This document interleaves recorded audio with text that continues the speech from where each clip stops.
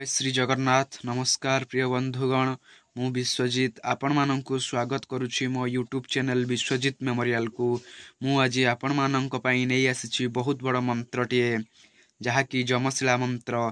आपण माने समस्ते श्री जगन्नाथ धाम पुरी को दर्शन निमंते जाउथिबे एवं पुरी मंदिर भितरे प्रवेश बेले आपण देखिथिबे अद्यावधि पतित पावनक गुमुटरे गोटिए कला रंगर शिलाटिए आयतकार रहिछि जहाँकु जमशिला कुहा जाए।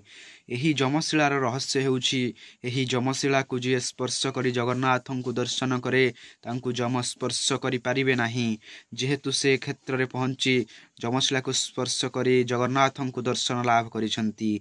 किंतु प्रकारांतरे जो भक्त माने दर्शन सारी करी पुनश्च सही शिला को कुदी करी बाहर को प्रत्यागमन करी थांती से माने जदि तांको जीवदशा भितरे कोनोसी प्रकार पाप कार्य लिप्त होई थांती अवश्य से माने जमंक भवन को पहुंची जानती। सेथिपाई आपण दर्शन करने को प्रवेश कला बेले जमशिला को स्पर्श करी निश्चित जीवे जद्वारा आपणक अर्जित पाप क्षय हेब। जीवा बेले जमशिला को स्पर्श करी एही मंत्र को स्मरण करिवे।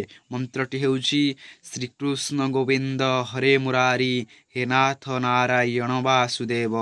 श्रीकृष्ण गोविंद हरे मुरारी हे नाथ नारायण वासुदेव। तो एही मंत्र को मन रखंतु।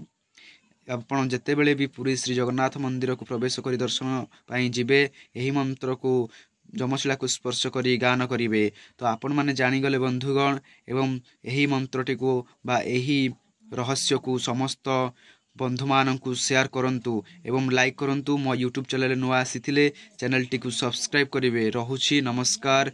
जय श्री जगन्नाथ।